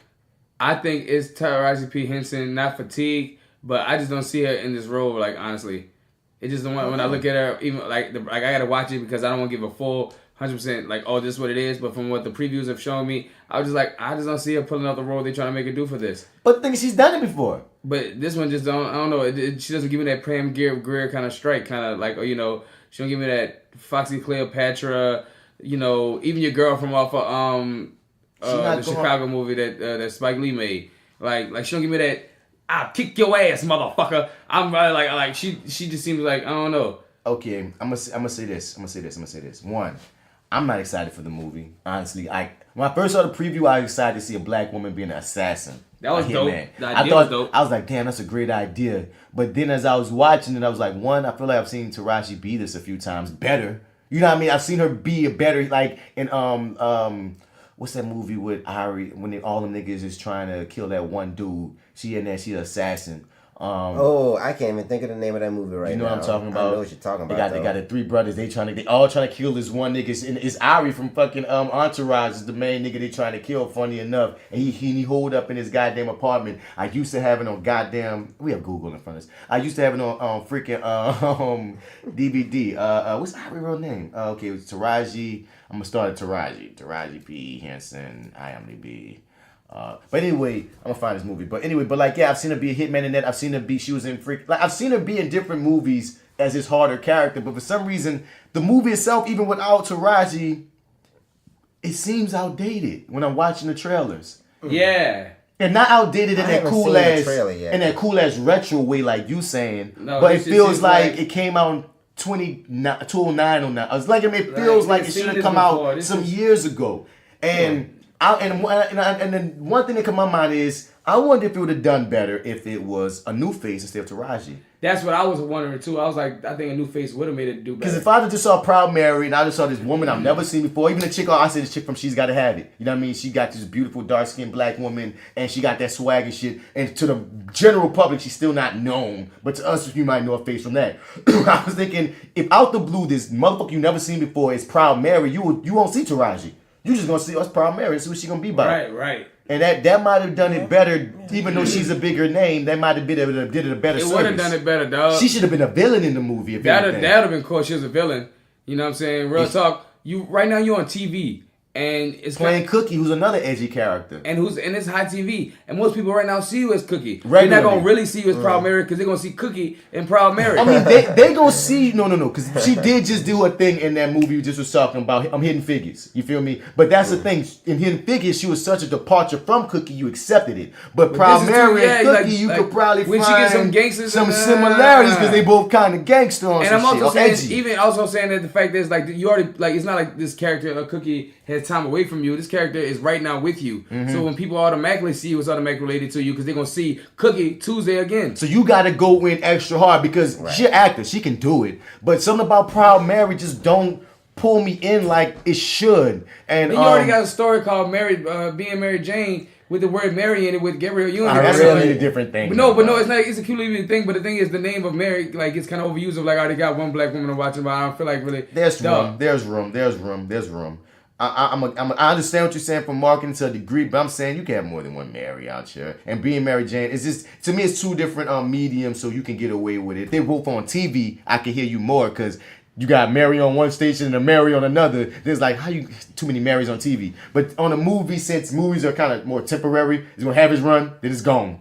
You can get away. You know what I'm saying? You can get away with it. It also looks like old time BET-ish when BET was kind of cool, like. But my other feeling is I gotta support it because it's a black woman. If you I don't know. put your money behind it, they ain't gonna I'm gonna make check no it out. more. But I'm gonna check it out. But also, if it's Pooh, I'm gonna let it be known as Pooh. Because that's the thing. I'll put my money behind Pooh White movies. So it's not about it because because sometimes when you discuss this movie, like, oh, you just don't want to see because of black. No, I want to see a black woman win. I want to see a black woman win, dog. So a friend of mine, Stacy, she was like, man, look, I think I'm gonna just buy a ticket. I ain't gonna see it. I won't see it. I just want to buy a ticket. Now, somebody online said some real shit. I think this is even cooler movie. What if this was like a fucking black woman taken? Like, you had a hitman black woman whose son or daughter was taken, and she got a special set of skills, And guess what, she son? hunt niggas down and taking niggas out. I think the movie is gonna be cool. I just think that I want to see a new face besides Taraji in it. But either way it goes, I think that concept would be fire. A black woman taken. But the thing is, Taraji might have gotten, I don't know, dog. I hear what you're saying. But She a little bit older too. And she older, but it's not like I'm not attacking her, but on Proud Mary, she ain't got that look of a fighter. Yeah, like I'm gonna kick your ass. She don't look like a fighter. She look like Taraji P, like my mama, my auntie or something. Yeah, like it's like you took my boy. Like What's Like somebody, mama, I don't know who you is, but I got a switch. And I got some loafers. And I got a station wagon, and I will find you. I got a special set of coupons, and I will use them to get to your ass. All right, nigga. I got 3 easy free night stays at the casino, and I will find you at the Isle of Capri. But straight up though, like, yeah, son, I fuck with you, Taraji P. Dub. But I do, son. You fucking a monster, son. I'm just wondering if there's some kind of Taraji fatigue because, like on one end, people are saying that it might be like sabotage. Sony ain't been supporting it. They ain't been putting enough previews out. They got movie theaters that still say it's coming soon. It's coming out next week. Don't say coming soon. That bitch coming out next week. It's coming soon. It's Instagram. You gonna just be here. You gonna come and it's here. It's here, y'all. It's here. Oh man. That's what they're gonna sell the thing. Proud Mary, it's here.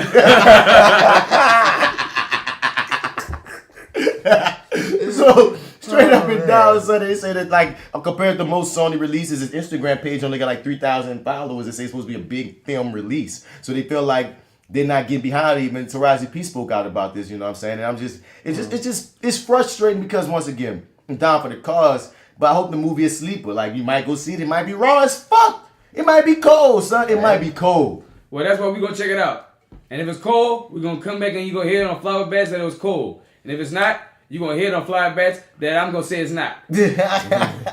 Moving on, dog. Deadpool Part 2 has been pushed up a couple of weeks. No. And that's a great thing. I mean, they basically trying to get this money, dog, because New Mutants, this other movie, got pushed back and Gambit is in jeopardy. So it's like they all these spin-up films, they trying to see how they about to try to twerk. And I think they also trying to avoid... Wait. Oh, no, it's not avoiding it. They going head up with the Han Solo movie. That's going to be interesting. Okay. So, I'm excited. I just watched Deadpool the other day, and I'm like, oh, shit, I forgot how funny this fucking movie was. This one going to have Cable and shit. Going to have a girl from Atlanta playing Domino, so I can't wait to peep this out. Also, what you about to say? No, I ain't about to say nothing. I'm just very excited about this. And Domino? What does Domino do? I mean, her she's a mutant, and her power is basically luck. Oh, okay. Like, basically, like, she's lucky. Like, her power is everything falls in her card. She'll shoot you from far away, and she got that shot. You try to shoot her in some kind of weird way, she didn't die. Like, you know what I mean? She's just super lucky, and it's usually a white chick, but they went with the black girl, so let's go black girl magic. Okay. Straight up and down. This is what you were talking about earlier. Black Panther makes history by being the highest grossing in prepaid tickets Marvel movie ever. Bro, Black people, power. Bro. Black people, dog. You want to talk about power being harnessed, dog. And see, here's what pisses me off and makes me happy about that all at the same time, son. Like, whenever we really rally behind something, it's always the most epic fucking shit, dog. Yeah. Like, it'd be so powerful. Yeah. But it's like, we only do that shit for certain shit. For certain things. And you can't quantify when it's gonna be. Right. Like you can't call when it's gonna happen. It's just like something pops up and it's like, yeah, this. But it's like, fuck, if we really just like rally together on like all this other fucking shit, bruh. Like we could really shift culture, bruh. Like, and dog, I did not think beyond like, dude, like I got this old post from like 2013 or something where I got these, like I'm putting up all these comic book black characters I want to see get movies, and I'm putting up a paragraph as to why I think they should get a movie. And of course Black Panther was on there among a few others. And since then, a few of them they got their shine. Luke Cage got a TV show since then. Mm-hmm. Who else I was big up in on that situation? Spawn's supposed to be coming back with another movie. Blade, they thinking about rebooting. There's a few things. And we about to get to that next about the Green Lantern film. But anyway, yeah, dog, and but above all of them, dog, like, when I found out about Black Panther, dog, I was just always saying, like, dude, why aren't we all learning about a black king? Like, that's the biggest sell to me. Like, into any black person, dog. He's not only a superhero, but he's a motherfucking black king. I think we need security at the movie theaters, because I think there's going to be some white people that's going to be plotting and shooting up all these niggas. There's a lot of black folks going to be in these all movie assembled. Theaters. It's like we got them all in one spot. Get them. So I mean, like, what I'm saying about that is, like, I always felt like it would be a good hit for that mere fact, but this is about to change culture. Like, when this movie drops, it's some next level shit I never saw. I just thought, you know these black kids. I thought it was going to be a good hit. I just thought it would be a good hit for black people to have, and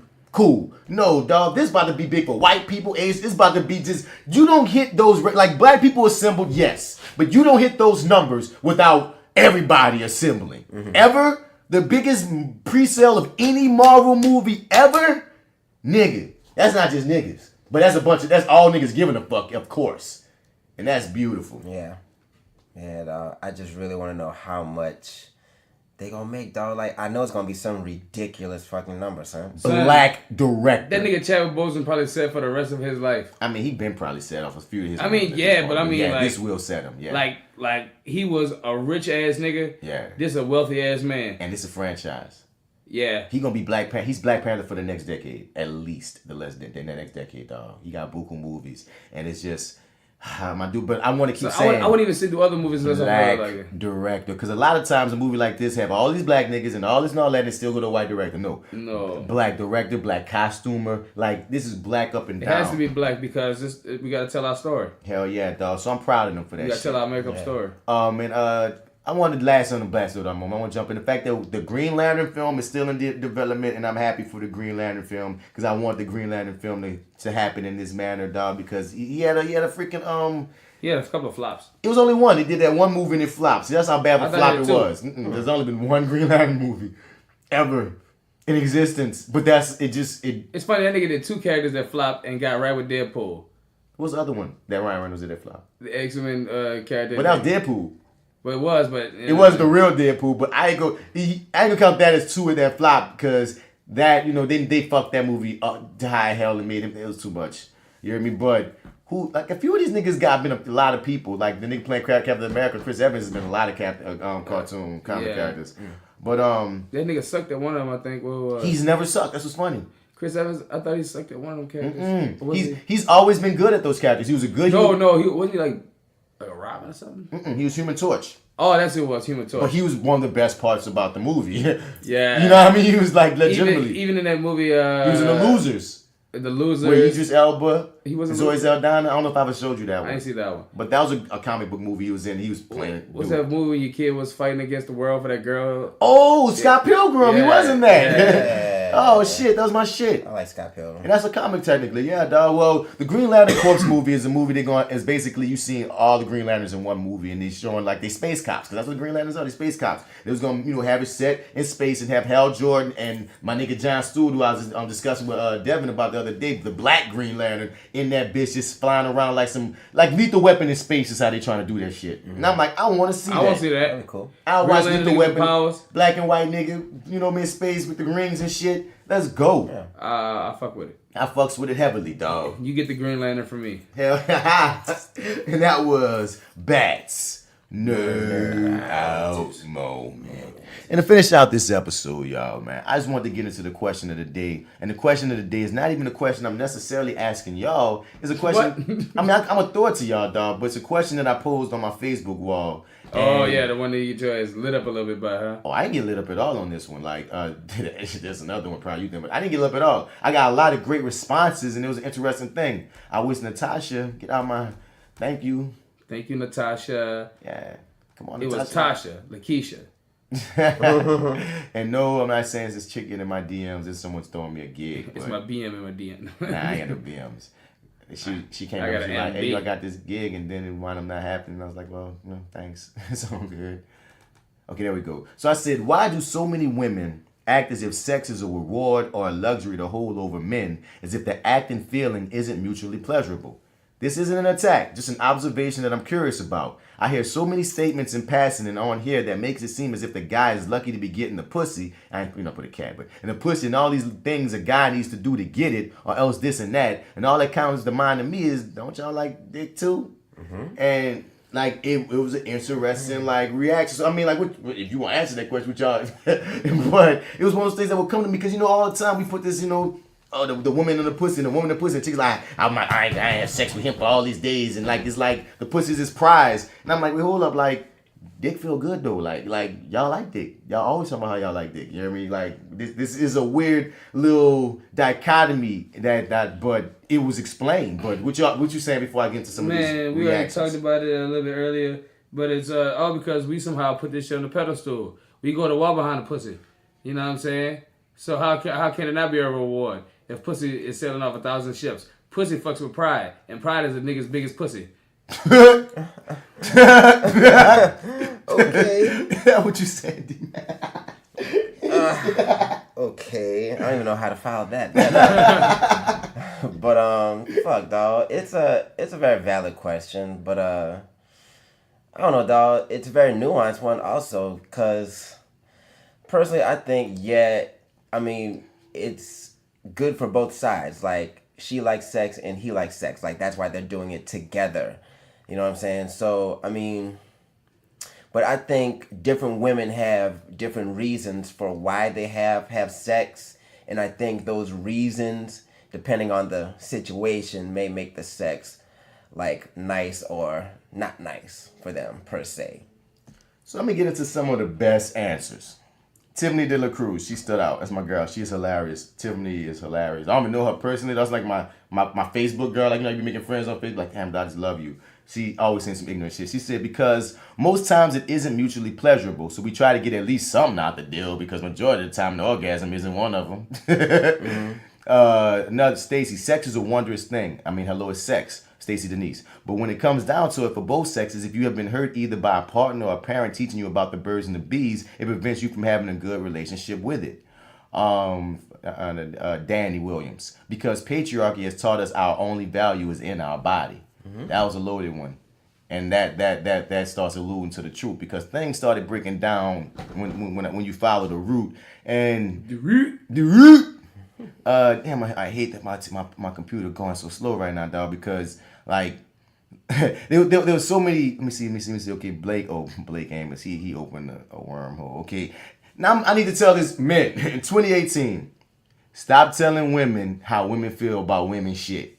My dude Blake Amos, he tried to tell women that women don't like sex as much as men, and like 7 women lit his ass up like, yes we do, we think about it a lot, and he kept on being like, well, y'all just y'all, and I'm like, nigga, these women are lighting your ass up right now, like, you gotta at a point, wear that fucking white flag, like, hey son, like, yeah nigga, okay, I hear y'all, maybe I'm tripping. You can't wear the white flag when you started the war. Say what? When you start the war, you just can't wave the white flag. Nah, you gotta stand out and go on your growl. Cause your ego is fucking you. That's your pussy. I'm telling you, pride, dog. Your pride's been hurt. Niggas pride, dog. Yeah, our pride often gets us, dog. He eventually, but it took a minute. Eventually, he went and get this something else productive with his day. She said, Blair Fleming said it could simply because men allow it. Mike Swain, my dude, brought it up that he been wanting to talk about this. But I'm trying to see some other this one woman's shit was that's because society, Stroanna said, that's because society has conditioned women that withholding sex is our power. It's funny because last night my man said, if you upset while you have sex, and my reply was, I know how to separate my physical needs from emotions for a few minutes or maybe an hour. Jessica, I concur it feeds into the whole, I concur it feeds into the whole stigma that women's bodies are prizes to be bought and men are savage sex-hungry dogs who have to use their power to earn these prizes. On the flip side, some women do view their bodies or sex for that matter as a gift, only to be obtained by the one who can fulfill all their needs. But on another flip, and she started getting like this, she started getting into the fact of like motherfuckers basically ain't respecting the layers of women and their needs. And once again, it's because we're in a man's world and we set the freaking story. Like, you know how they say, like, the lion gets to tell a tale. Pecola, she had a great one. Pecola Tushy. Not too long ago, women could be institutionalized for having a healthy sex drive. Women are, that by itself says so much, man. Like, niggas said they'll put a fucking woman in a crazy home just for wanting to fuck. Oh, you having too much sex? You seen your crazy pussy over there. Even with one person, if you want to fuck your man a whole lot, send it to them people. Sir, I have a sex crazed nymphomac. Bring it to the crazy nymphomac. Women are often taught as little girls that boys only want one thing, and that's dehumanizing to all parties. Mm-hmm. Women with healthy sex drives equal sluts. Women who withhold equals prudes. Men are taught masturbate is completely natural. Women are often encouraged to pleasure them, or aren't often encouraged to pleasure themselves. So sometimes women don't even know what they enjoy, and therefore can't communicate and go unsatisfied. Why buy the milk when you can get the cow for free? And then the amount of men who say that they want a strong woman but simply don't understand many of us are strong because of what we've endured and what kind of empathy is lost as long as, and that kind of empathy is lost along with the compassion required. Zardy's Nichols, Mr. Lance Nichols' wife. She said, I haven't read many other responses, but one reason I think women feel that way is because men have conditioned us to feel that way. The power of the V has brought down many men and even empires, like what you said. Men have lost everything over it, all the way back to Adam. Men act a fool over it. Men have killed over it. This is telling a woman I killed behind mine. This is telling a woman that what she has is powerful. Someone mentioned something about not getting orgasm out of it. Well, child, what is the point? Know your body. And if you are not receiving that reward, it's time to sit down with your man and teach him what it takes to get you there. But I digress. When y'all stop making it the powerful tool that it is, women won't use that power to their advantage. Good luck with that one. That's some like, OG shit. Woo, That's OG shit. Bro, I think that's the actual real. answer. I think that's the actual answer. And the answer that made me come to out of all these, her when I was talking to her, like, you know, a lot of different women said some real shit. And at the end of the day, it's our fault. It's men's fault. And that's basically what Ms. Z said, and that's the absolute truth. Basically, in our ignorance, in our misogyny, in our sexism, in our not respecting women as human beings back in the day, we did not even think about the fact that our dick pleasures them. We didn't care. Because even to this day, there's men out, because, I forgot who it was. There's a few women that was even saying like, dude, you're saying it's mutually pleasurable, but most times I have sex, I'm not mutually pleasured. Them niggas always get off. I usually don't. Like, you know, I have to say like, oh shit, you got to take in that fact that most niggas don't care about getting women off. Yeah, well, also you got to understand that most time you have a sex, you need to tell the nigga what you want. Or like, why you got all these partners that just you're not really being receptive of how you get your nut off. That's fine and dandy. Because it sounds like to me it's a little one side to say, man, these niggas didn't get my nut off, and then another side is saying, well, did you communicate how to get your nut off? A lot of these niggas don't care. How many niggas we know black? I'm just trying to get me. Let me hit it with that 3-hitter quitter. Come on, son. We niggas, dog. Like, a lot of niggas ain't trying to just be getting these bitches off. They like, oh no, I'm about to get me and get out here. You feel me? And that's an unfortunate cliche, but it happens too damn often. Like, most women, like when they do surveys, they say most women haven't had orgasms, dog. You can't go blaming the women specifically. You hear me? I understand what you're saying about communicating with your partner. That's real nigga shit. But like, dude, it's part of the culture for niggas to just be caring about catching their nut and keeping it moving. I'm just saying, dog, if all these women not having orgasms and these niggas not caring, then why is the fucking still proceeding? Because of the patriarchy. Women are taught to submit, and they often do, and they're the strongest. Like, you know what I mean? Like, if you get taught that this is the norm, you're gonna fall with the norm. That's like asking slaves, why were you doing it? You know what I mean? Like, that's what the fucking time of the day until people started talking. You're supposed to take poo dick. No, son. Think about the conversations that we had now. It's like, we're gonna get to that episode on Side B. But anyway, the fact that we're talking about it now, they weren't even talking about it 20 years ago. You know what I'm saying? Like, that's the point, to have these conversations. Bitch, you get all. Nigga, the 50s, oh my God. Shut up, bitch. You lucky you have to live at all. Nigga, you know what I'm saying? And what I was saying about, like, how it's our fault, since we ain't give a fuck, like you said, like Ms. Z said, so we put it on the pedestal and we made them believe it's on the pedestal, and we did that shit. Because equally speaking, if the culture was that men cared about getting women off as much as getting themselves off, and it was an equal thing, then men would have a lot more power, specifically in the sexual department, because both people are looking at this as an equal transaction that it isn't, because of the patriarchy of things. I'll tell you this one thing from Alpha Joe. The pussy is powerful to me. It is powerful, yes, sexually, because it does have weight in some kind of system, but when you have something that gives birth of some of you, part of you out of that, that's the most powerful thing in the world, and you want to protect it no matter what. My baby mama to this day, I'll probably kill a nigga behind it, only be, you know what I'm saying, because my child came out of that, and that's just something something special. I could almost godlike. That's adding, but that's still proving the point. You've been taught to feel that way as well. What? Man. I mean, it's also proving the point of pussy's been put on this pedestal, not just sexually, but also for that reason. Even though that is something that we can agree upon, someone could also be like, yeah, they give birth, but so do dogs, so do cows. You know what I mean? Not to take away from it, but we rise the pussy up, and we did that shit. And you know what I mean? I mean, yeah, dog, in some ways, because straight up, son, some things about the pussy, the dick just can't do, dog. It really got like two functions. Piss and squirt. I won't say that because there's so many women you'll talk to and they'll be talking about dick in the same manner of like, oh my God, I love dick so much. What it does to me, what it fill me up, blue, blue, boom, boom, dick, bam. Dick, no, I'm just talking about a sense of what, I can't speak about the feeling of dick. I'm just saying as far as what a dick goes through. Like a dick holds life, like it shoots off life, but like a womb keeps life, creates life, nurtures life, manifests life. Someone might say your balls do that too. I know what you're saying though, but I'm being devil's advocate. I understand what you're saying, definitely. But it's like if we talking about culture shifts and what we're taught. If niggas didn't be so fucking foolish and hard up about only caring about this thing makes me feel good and she's a thing. You hear me? Well, feel me? Isn't that like the entire world though? Like, I mean, and that's the problem. Nothing in this world like has value. Like, shit is only as valuable as we say it is, sex included. You know what I'm saying? Like, it really doesn't mean anything. And I think that. But that's a cyclical, that's a circle though. That makes value exist. The fact that is perpetuated. Yeah. It's almost impossible to live without giving anything value, because you're gonna get food value. You're gonna get, you're gonna get the sky. Start. You know what I mean? I know it's impossible. I can't see how you could live without giving anything value. It's a cycle. I mean, not that you don't want to give it value, but I mean, it's only as strong as we fucking make it. Like, basically, like we said earlier, how it's like sort of our own fault why it's like this, you know what I'm saying? Because we value it so fucking much, you know what I'm saying? And but we if that also was didn't care. tempered, So I mean, that should be tempered, like we do with other shit that doesn't need tempering. But because they got niggas who will do absurd things over pussy. You hear stories and you'll be like, wow, damn, like, son, really, niggas will say, well, she was 16 over pussy, son. Son, like niggas will do a lot, son. Do all kind of shit over pussy, son. And a lot of times you get taught you're not a man unless you getting pussy. And it's like all this shit, pussy. Yeah, we talk about how weak women are. How are women so weak? And they're like, dog, when you think about the shit that a woman has to endure, specifically a woman of color, specifically a black woman in this country,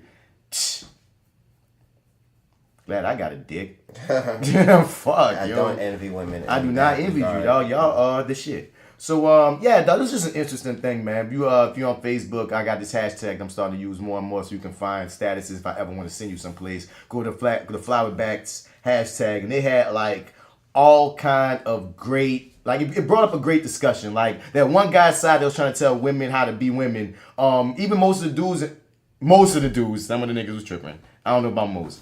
There's some niggas tripping, but ain't a lot of niggas, listening.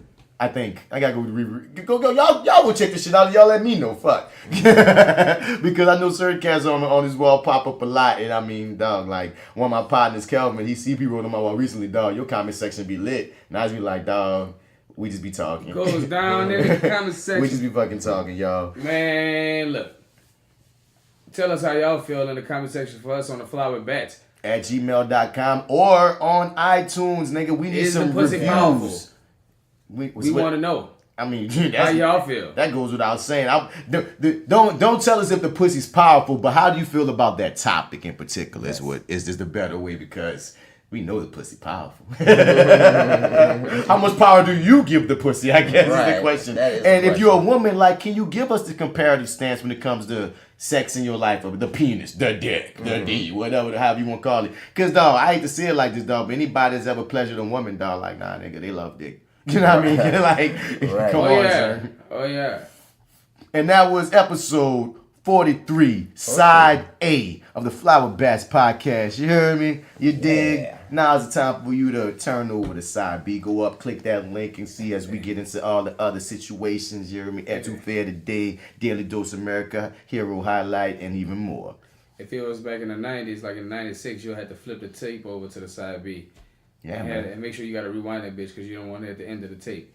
Son, I was watching something, dog, and the nigga had this family left this secret to this girl on a videotape, VHS, and she pulled that bitch out like there was the one who saved the deposit boxes. She pulled that bitch out and looked at it like, the fuck is this?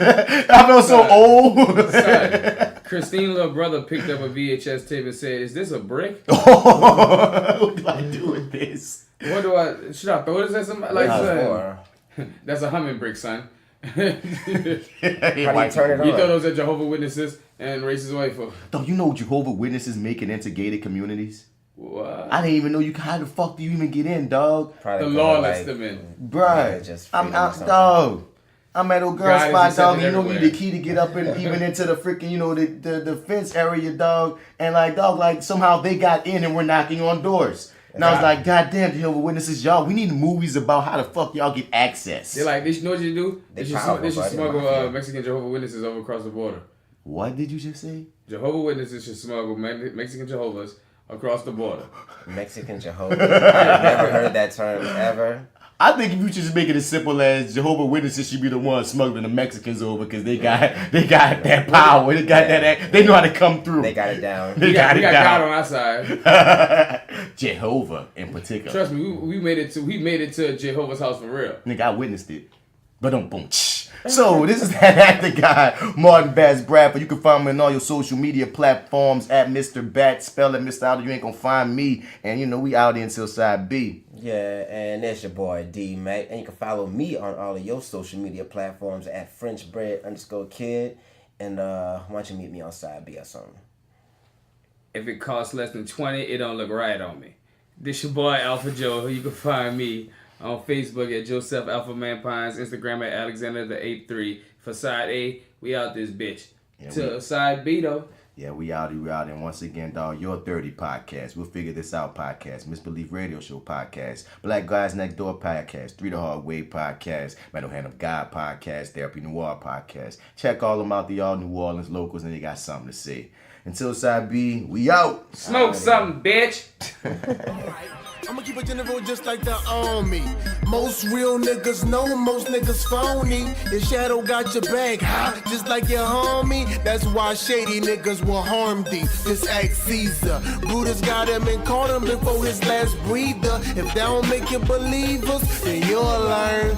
Honesty is a quality that will burn, but it's cool. And trust is a quality you will earn. You a fool if you think you learn all of the rules. Imitating imitation and they calling it cool. I know a little bit, but go ahead and call me a fool. While you sprinkle sugar on shit and you calling it food. See, I'm just trying to groove and you standing on the wall with your hands on your balls, making crab claws move. Trying to bonk at a dog, but I don't bonk. I just fall back till you think you winning, but you lost in the beginning. Ay. One goal, one thing, one rule, man, that shit don't change. It's certain. Real niggas do real fucking things. Real niggas do. Ay, there's only one goal, one thing, one rule, man, that shit don't change. And it's certain. Real niggas do real fucking things. Real niggas do real fucking things. T.I. CZ.